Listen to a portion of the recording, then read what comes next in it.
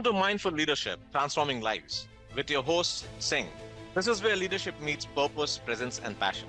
In today's fast-paced, high-pressure world, we face a leadership crisis. Too often, teams are led by managers who lack empathy, clarity, and vision, leaving individuals uninspired, disconnected, and undervalued. But it doesn't have to be this way. Great leadership isn't born, it's built. The end game: empower your leadership, inspire the world. Every week, join me, your host Singh, as we tackle the gaps in leadership and life coaching head on, learning how mindfulness, emotional intelligence, and compassion can redefine success. This isn't just another podcast, it's a mission to fill the void left by ineffective leadership. And it's not just about leadership in business. Life coaching for leaders and new executives is at heart of this journey. Ready to rise above the noise and lead with clarity, purpose, and impact? Join a global movement dedicated to reshaping the future of leadership one mindful moment at a time. Let's begin. Welcome back to another episode of Mindful Leadership Transforming Life podcast on the Transformation Network. The podcast where we turn stress into strategy, overthinking into clarity, and overwhelm into momentum. I'm your host, Singh, the leadership coach who knows that growth does not happen through burnout, it happens through alignment. So let's begin. Some teams thrive in chaos, others collapse faster than your January gym membership. The difference: psychological safety. Today, we are training the identity of a leader who builds rooms with truth, lands without permission. Our mantra today is simple: do the reps before the room, because 5 minutes of prep beats 50 minutes of cleanup. Here is what we are going to cover today: why psychological safety drives performance, how emotional agility keeps you steady, four safe leadership moves you can use today, a quick stock you add odds sequence before hard conversation, and a 24-hour challenge to lock it in. If your team is lip syncing, nodding, smiling, saying nothing, you don't have a performance problem, you have a safety problem. Let's slow that down and make it practical. If the room is quiet, it is not because nobody has ideas. It is because that room taught them that silence is safer than honesty. People are smart. They are running a subconscious cost benefit analysis. Is telling the truth worth the risk? When the answer is probably not, you get the polite grin, the head tilt, the sounds good chorus, and zero momentum. So, how do you change that calculus? Two levers: reduce the social cost of speaking up, and second, increase the payoff for candor. So, first, let's look at reducing the social cost of speaking up. Translation: it is safe here. Into behaviors they can see. Start a meeting with one liner like, I'm likely missing something. What am I not seeing? That sentence does three things: it lowers your status just enough to open the floor, it invites correction as a gift instead of a threat, and it tells the room the goal is truth, not ego. Follow it with a tiny admission, something real and recent. Like, I changed the deadline midweek and created confusion. That is on me. See, when you go first, you puncture the fear balloon. Second, increase the payoff. Payoff to speak up. When someone takes a risk and says the awkward thing, reward the move, not just the message. Try this triad next time: thank, tease, and task. Thank is like, appreciate you saying that out loud. Tease, which is pulling the thread, say more. What did we miss? Or task, small next step. Great. Can you pair with John and bring two options by tomorrow? See, you just converted courage into forward motion. And people notice. The payoff for candor went up. So here is a quick micro drill you can run in under 2 minutes. I call it round the horn. Ask, what is one concern we are not naming? Give everyone 10 silent seconds. Yes, the silence will feel long and sit in it. Then go clockwise. No crosstalk, no debate, just stack concerns. When you hear a sharp one, label it. Label it as taken. Let's park it and come back. By the end, you have surfaced the real obstacle without turning the meeting into a boxing match. Now, let's talk about the everyday tells that safety is low. The same two people speak every time. Decisions get approved in the meeting and undone in the hallway. You hear the devil's advocate preambles. Code for I am nervous to disagree. If you spot those, name the pattern, not the person. I'm noticing our decisions are drifting after the meeting. Let's capture an owner, a due date, and preempt the drift by setting 10-minute follow-up tomorrow. That is leadership in service of safety. You're removing the places where truth goes to hide. And here is a script you can steal. The next time the room goes quiet after you ask for feedback, start with something like, okay, I asked a vague question. Let me be specific. Or on a scale of 1 to 5, how confident are we in this plan?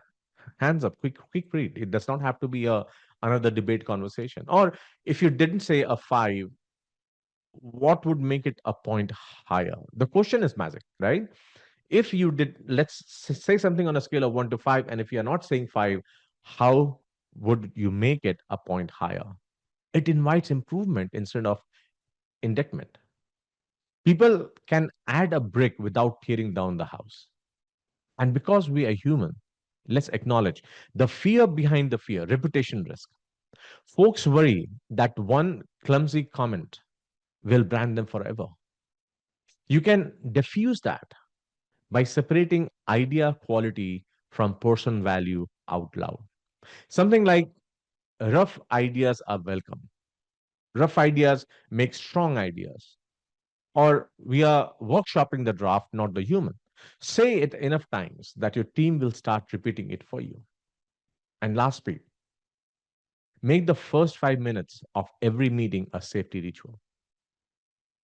Pick any one of these one line learn. What did you learn this week that changed your mind?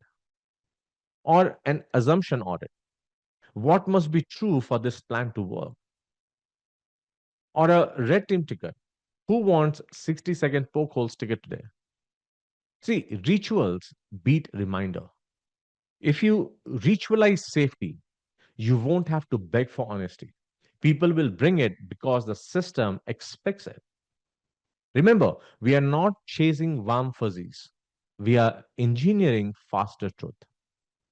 Faster truth means faster course correction, which is how teams win under pressure. Give them permission to fail, and they will give you something far better in return: the real data, the real information you need to make winning decisions. So let's ground this in what the research and real world agree on. Psychological safety is not a warm fuzzy, it is a performance mechanic. Howard's Amy Edmondson found that teams with higher psychological safety actually surface more mistakes, but they learn faster and deliver more because less energy is spent hiding problems and more in solving them. In other words, you're not increasing failure, you are accelerating learning. If you have ever wondered why two similarly talented teams produce widely different outcomes, there is the invisible variable, the cost of speaking truth. When social cost is high, people sand down sharp edges, park real concerns, and ship safe mediocrity. When cost is low and when safety is high, you get faster truth, faster co correction, and a compounding advantage over time. That is not philosophy, it is throughput that your team can have. Think about Pixar's brain test. It is a system designed to candor with care. Intern to director, anyone can challenge the work so the work gets better. Drafts are not protected, they are pressure tested by many eyes. The culture message is we are workshopping the idea, not judging human. That norm is why rough storyboards become world class films.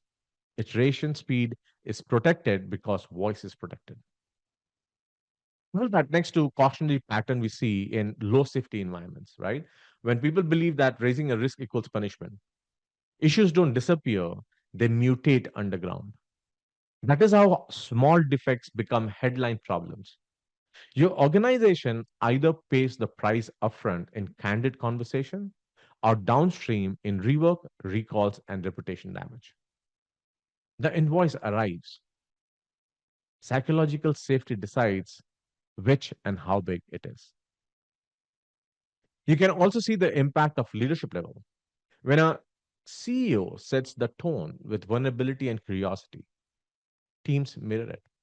More issues are surfaced earlier, which paradoxically reduces total errors because detection is fast and fixes are quick. Contrast that with a shoot the messenger style. People optimize for self protection, not solution discovery. Same talent, different climate, completely different velocity. If you like mental model, use this. Low safety, slow truth, slow fix, big miss. High safety, fast truth, fast fix, better outcomes. Speed of truth predicts speed of improvement. Two practical tells that your science is working. One, error rate goes up briefly, then down as reporting improves and system adapt. Second, debate heat stays on the work, not on the person. You hear what would make this stronger more than who approved this. Another one, formalize a challenge the work window in your reviews. Something like 2 minutes per person, no preambles, no status game. Just simple question. What is one risk we are not naming yet? Yes, the first few rounds feel awkward. Then the culture flips. Truth gets cheaper, learning gets faster, your outcome gets better. That's the science and the field proof. Now let's look at how to engineer this climate on the purpose with safe so you are not relying on luck or heroics. You're building a repeatable system for faster truth and better decisions. So, as a leader, you have seen both rooms. A low safety room, every suggestion feels like stepping onto a firing range, right? Dave dissects Karen's eyebrows, do the commentary, and you learn to rehearse silence. And then the high safety room, the default reply is interesting, say more. And suddenly, the weird, half baked ideas that normally die in your drafts folder actually make it to the whiteboard. So let's wire this into muscle memory. Three micro moves you can run in next meeting. First, reframe the prompt. When the idea lands, resist judging the person or the polish. Ask, what is one thing that would make this 10% stronger? That question uplifts the critic to collaboration. It tells the team, we are building with you, not grading at you. Second, the two ticket rule. For every why it won't work, require a how it could work. One risk and one rescue. Now, what you did, naysayers become designers, not just critics. It keeps momentum on the work, not on the egos. And third, round the horn. 30 seconds of silent think time. Yes, embrace the awkward. Then one sentence per person. What is a concern we are not naming? No crosstalk. You're fishing for truth, not applause. Capture themes, park the best one, return with action. Listen for tells. Low safety room say, we approved this. High safety say, what would improve this? Low safety body language is arms crossed, eyes down, laptops off.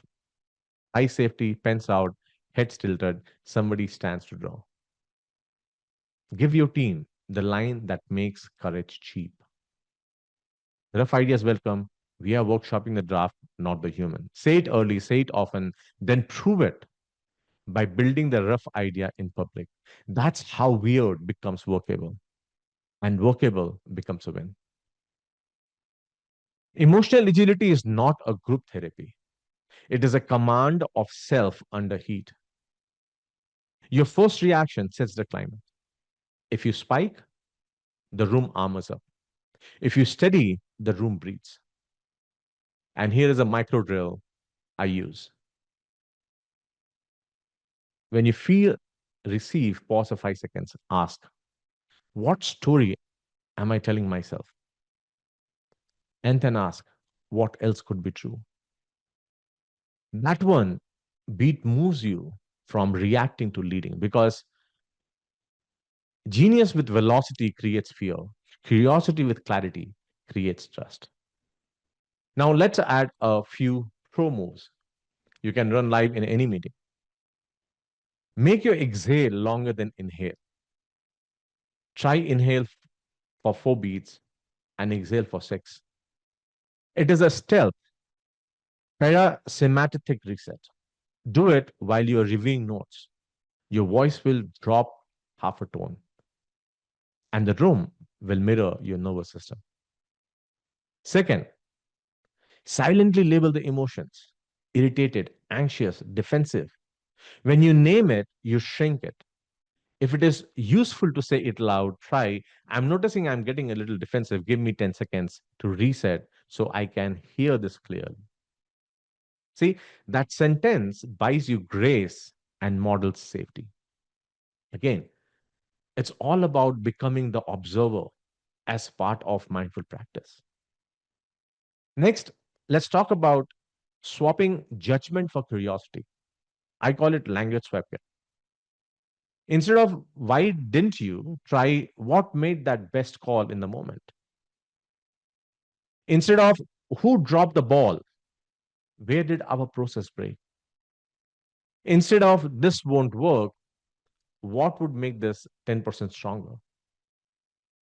See, these keep the hit on work and takes away from people. And then the next one is situation behavior impact.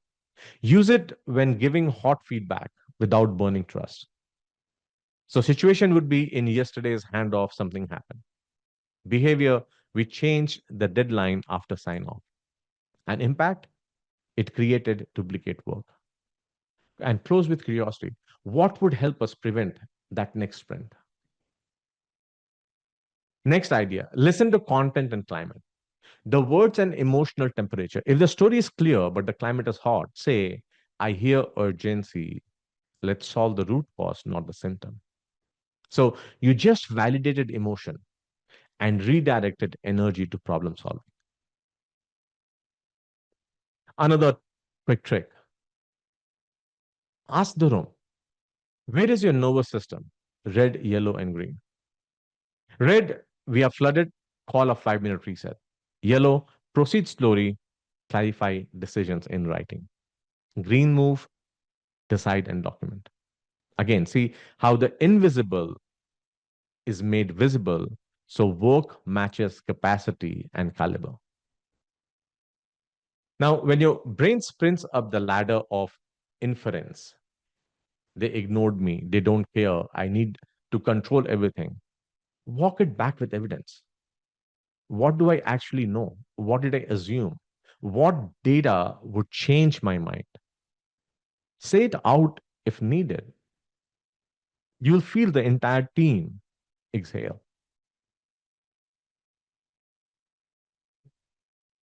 Let's look at a real world scenario, right? A mini scene.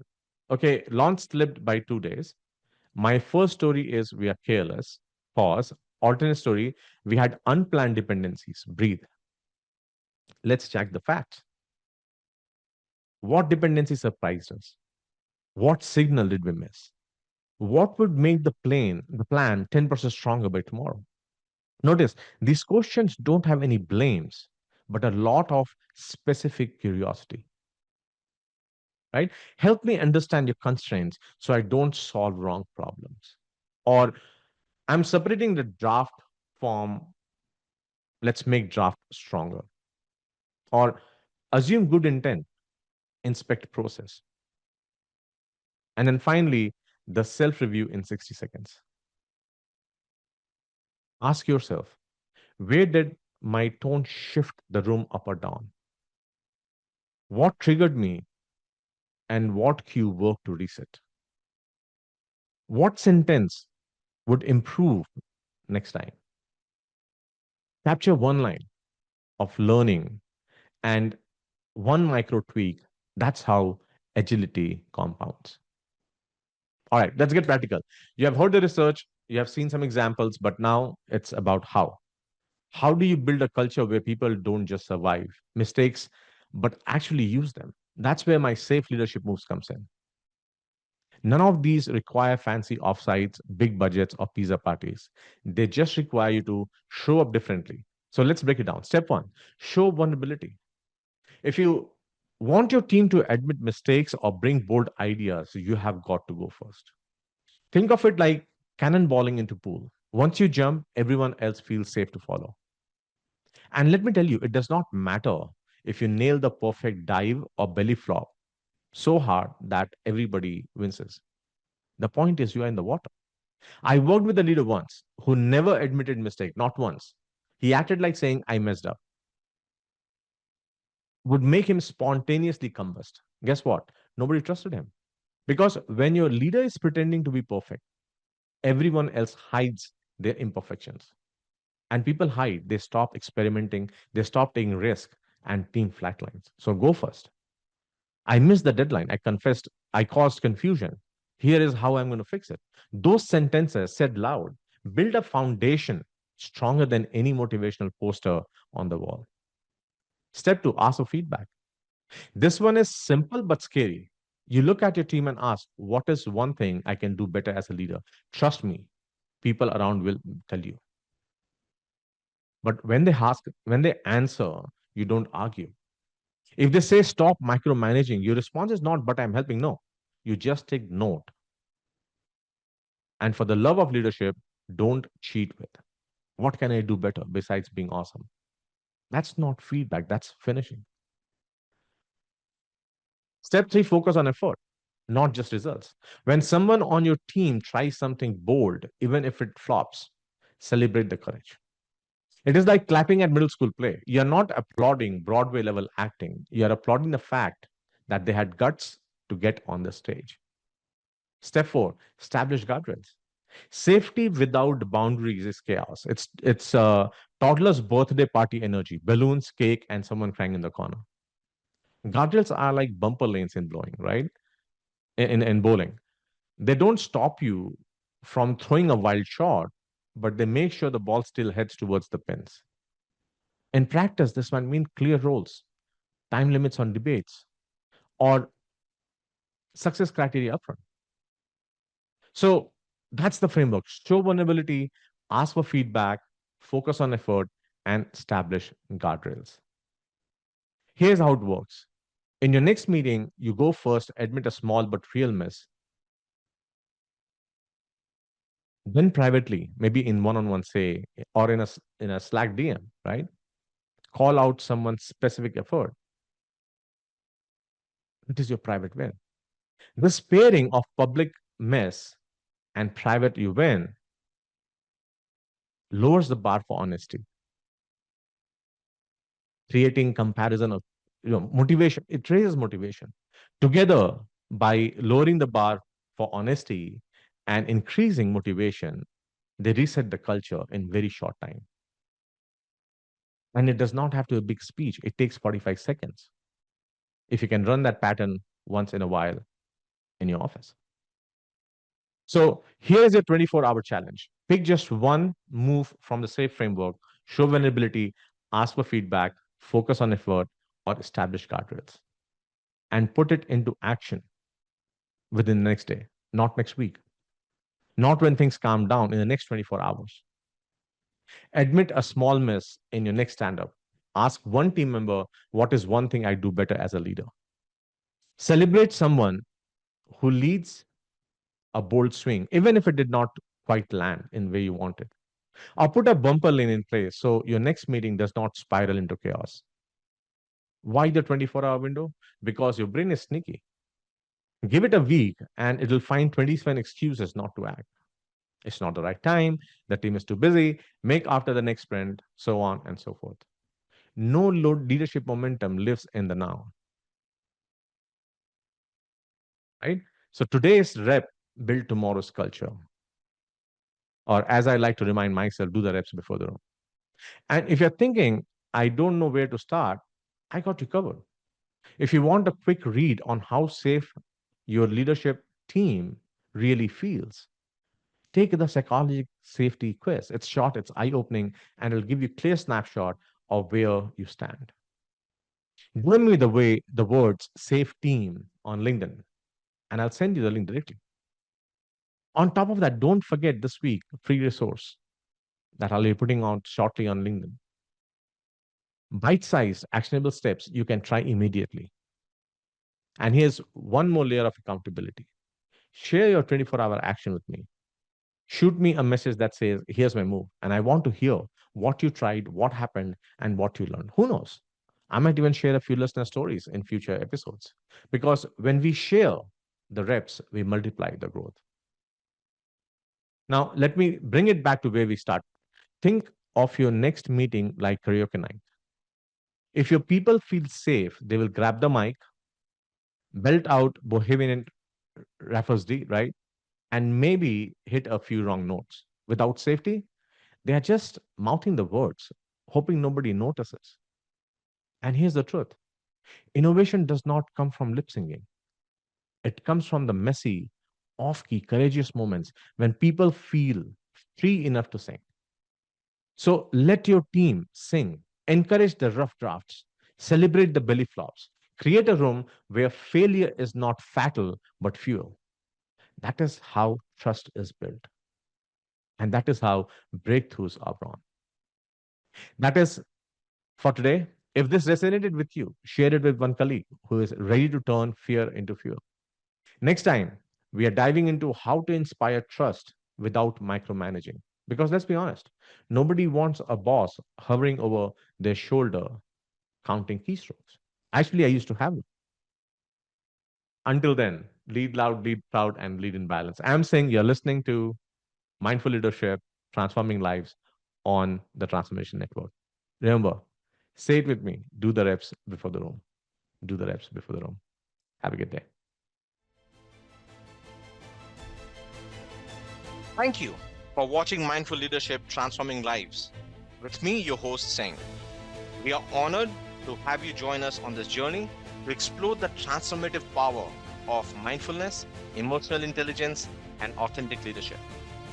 Tune in every week on transformationtalkradio.com at noon Pacific on Tuesdays, where we will continue to explore how mindful leadership can create a ripple effect of positive changes in your life and lives of those you influence.